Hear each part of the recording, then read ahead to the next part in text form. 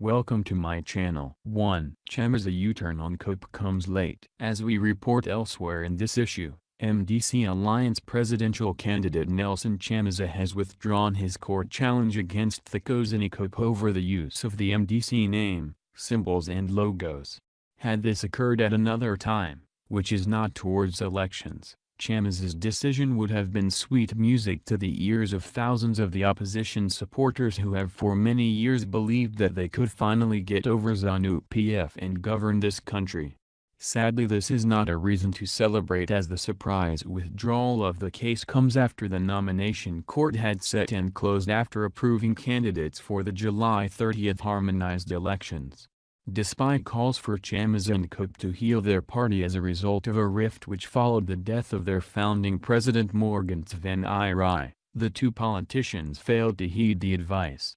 There are so many interpretations that can be made from Chamisa's withdrawal, but the most appropriate but not so flattering one is that his failure to pursue dialogue in preference of a legal battle exposes his leadership frailties.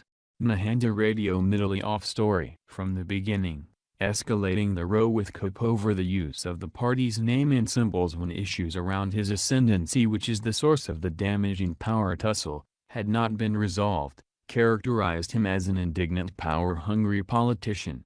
Unfortunately, it is such acts that divide people and consequently cast doubt about choosing the opposition as a viable alternative to ZANU-PF. Why sense didn't prevail in the first place. Allegations and criticism that Zimbabwe's opposition contrives to set its own electoral defeat appear justified, taking this case as an example. It boggles the mind to try and figure out why a group of educated, seemingly competent lawyers and chartered accountants who decided to become politicians, fail to agree on things that are detrimental to their own futures, if left unresolved. Regrettably, in the case of the leadership in most of the opposition parties, it is a case of failing to distinguish the difference between a forest and trees in that forest.